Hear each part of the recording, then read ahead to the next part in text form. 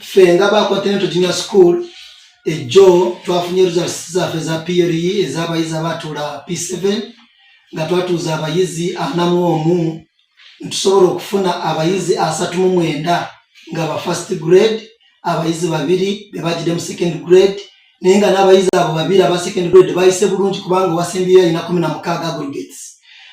Tekwabadde kwagala kwaffe naye kwabadde kwagala kwe ate n'obusobozi bw'abasomesa baffe abatendeke naddala nnyo leta waffe omulungi senior examiner ate ne HR waffe omulungi.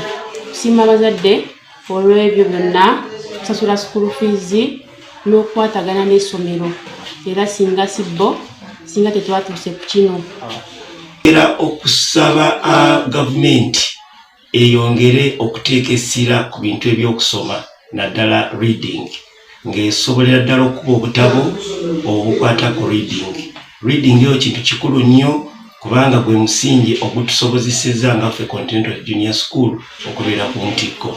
Tukikola tutya mu kusookera ddala tukikola nti tugenda tubeera ne induction workshops ne tutraining abasomesa baffe abalungi mu ngeri ki gye bayinza okusomesaamu abaana reading. Ebintu ebisingira ddala okulemesa abaana ebibuuzo okubivunula obulungi kwe kusoma. Balemerera okusoma ebibuuzo nga tebabitegeera.